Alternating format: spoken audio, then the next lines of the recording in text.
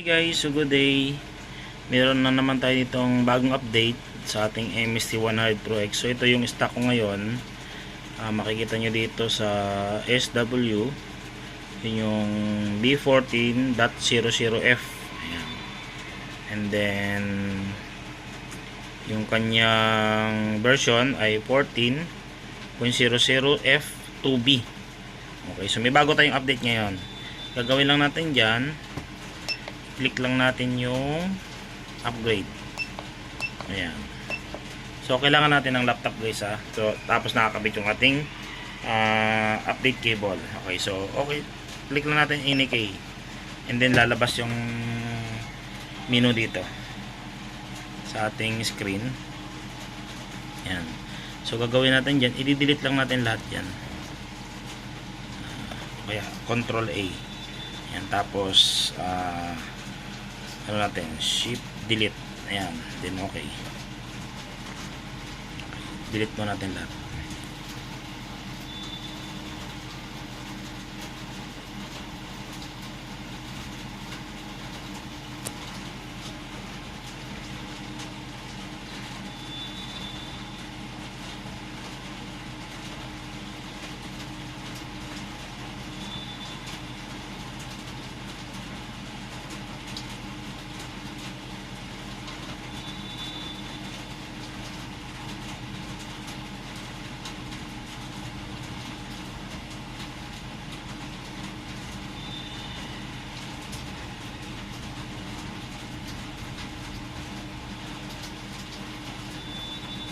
Okay, so after natin na ma-delete, wala nang laman.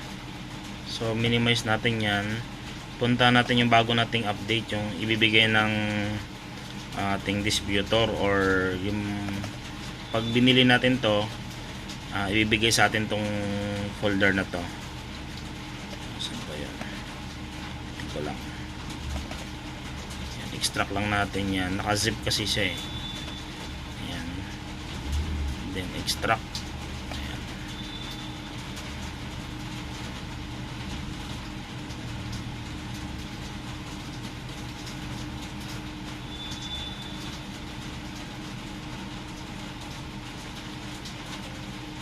Okay, so ito na yung folder natin. Ayan, ito na yung folder natin. So kunin natin lahat yan, Control A natin, tapos Control C, baga copy, kakopy natin, and then punta tayo dun sa D. Ayan o, makikita nyo sa gilid yung D, yan yung MSD natin, makikita nyo empty yan. So dyan natin siya ilagay. Control V, yung victory naman, para pumasok na sa memory card or sa memory natin yung files. Ayan. So hintay lang natin yan hanggang matapos yan 100%.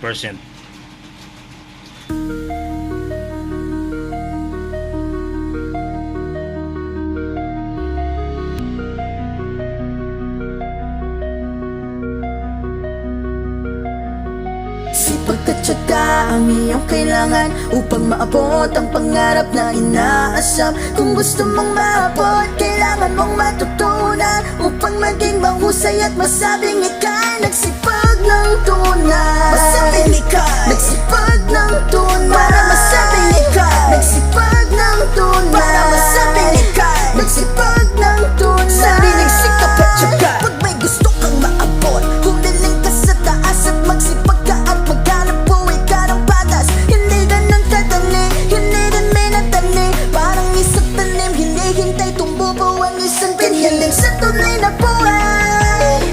Kailangan mong may maitanim upang may aanihin. Dapat mong palaguhin upang ang hanap buhay ay magkaroon ng pansin. Sikap at tsaga ang iyong kailangan upang maabot ang pangarap na inaasam. Kung gusto mong maabot, kailangan mong matutunan upang maging mahusay at masabing ika'y nagsipag ng tunay. Masabing ika'y nagsipag ng tunay. Para masabing ika'y nagsipag ng tunay. Para masabing ika'y nagsipag ng tunay. Sariling sikap at tsaga, tuko at pawis ang ginugol ko. Mapatunayan lang na tunay na mekaniko. Pinasok ko ang mundo ng mga motorsiklo. Kaya dapat palagi ka lamang nagpapakatotoo.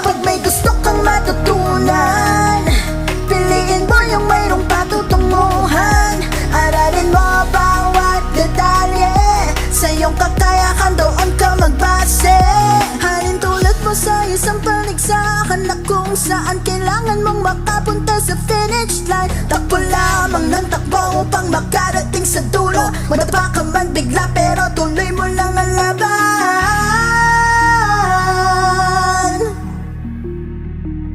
Kailangan mong pagkatiwalaan ang iyong sarili sa iyong kakayahan. At yan ang naging buhay ni Aaron, mekaniko at ngayon siya'y nagtuturo sa mga tao. Lahat ay malalalim, turo niya'y mayroong aral. Kaya kung ika'y nangangarap, simulan mo na ngayon. Simulan mo na ngayon. Simulan mo na ngayon. Ang sariling sikap at tiyaga. Sikap at tiyaga ang inyong kailangan upang maabot ang pangarap na inaasam. Kung gusto mong maabot, kailangan mong matutunan upang maging mahusay at masabing ika'y nagsipag ng tunay. Masabing ika'y nagsipag ng tunay. Okay guys, so yun, natapos na natin yung mahabang pagka-transfer ng file. So gagawin lang natin dito, bunutin lang natin yung power. Ito yung nakasaksak dito sa kanyang USB, yung nakakunik sa laptop, and then saksak lang ulit, lagyan natin ng power, and then siya naman ngayon na maglo-loading. Ayan, mag-activate na yun sa ating MSD.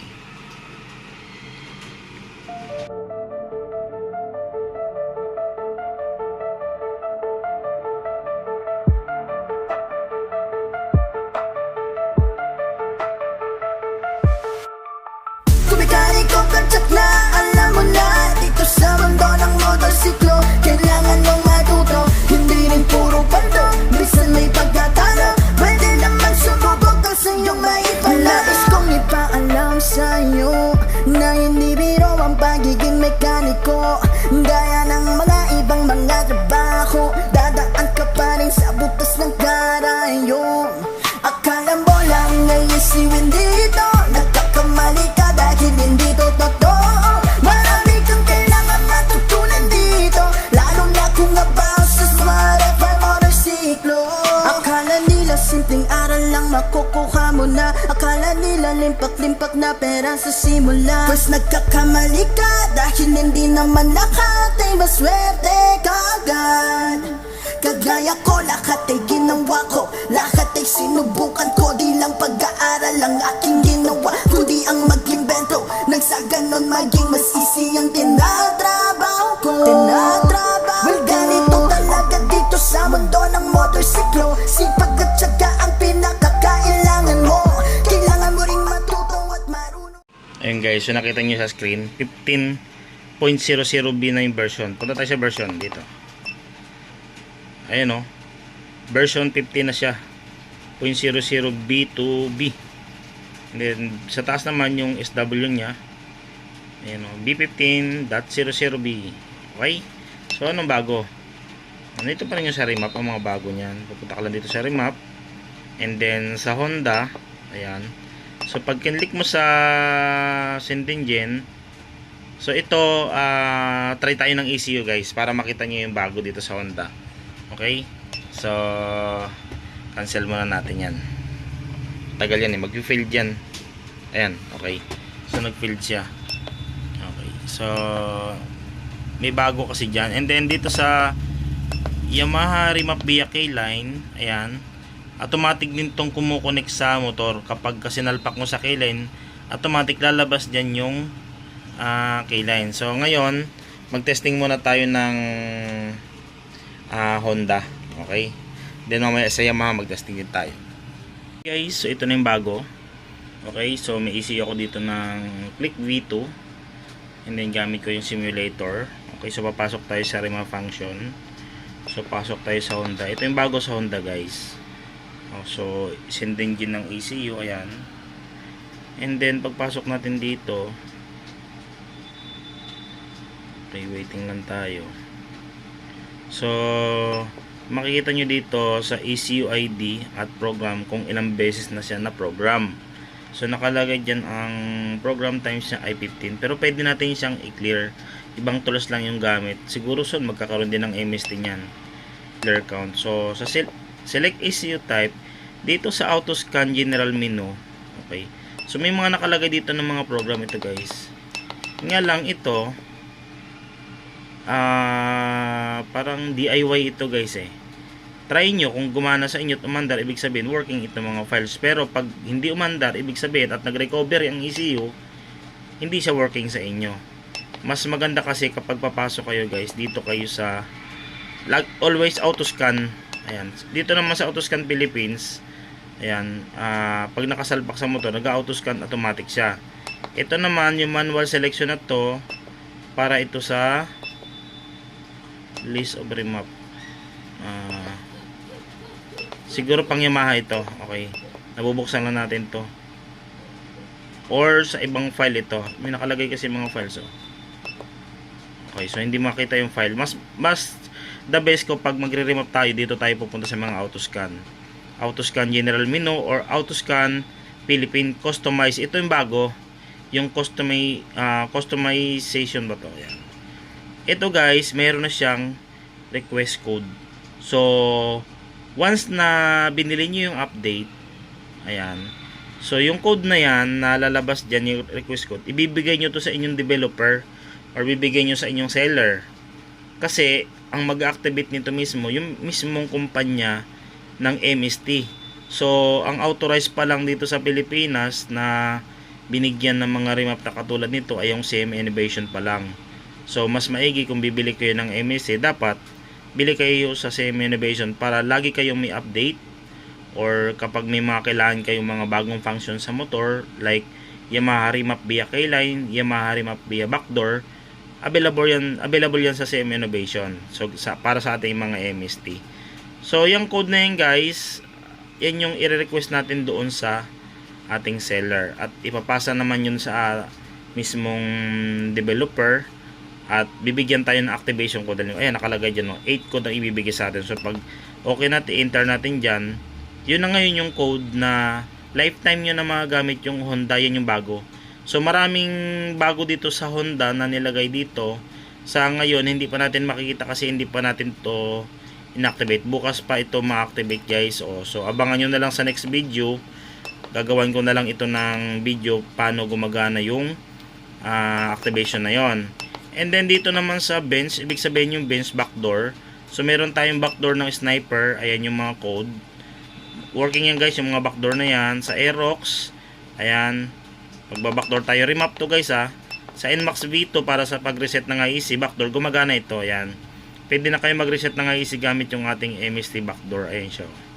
Okay, so may mga code dyan na available. Ayan. So siyempre, pag-guiding kayo or hindi kayo support sa mga seller nyo kung saan nyo binili yung MST nyo. Wala namang problema yan kahit saan nyo binili guys. Basta importante may ginaguide kayo at may support. Okay? So yun siya. Sa Suzuki naman, ang available nito ngayon ay yan. Mayroon tayong pang Raider 150 Fi. Yan. Ayan yung mga pagpipili. Ito guys, copy paste lang siya. Tawag ito. So paglagay natin sa motor, kailangan natin i-read pa rin yung FR. Hindi ito guys natutuno na yung parang yung may table, hindi siya. Kung ano lang nakalagay dyan na pre-remap, yan lang yung ipapasok natin sa motor. Okay? So, lahat naman ng files na yan, dumaan naman sa dyno yan. And then, maganda naman yung mga files na yan. Pero, syempre, iba-ibang karga ng bawat motor. So, magkakaiba ng EFR yan. Tingnan nyo lang yung EFR na wag naman pumunta dun sa lean or masyadong rich. Hanapin nyo lang dun yung tatama doon sa EFR nyo. Ito namang MSC, may EFR naman to narrow band, pero siyempre limited lang nababasa, hindi naman lahat or ganun kalawak yung nababasa ng FR. Okay guys, so yun lang yung pinakita ko sa inyong bagong version sa ating MST, bagong update. Okay, so magandang araw sa ating lahat.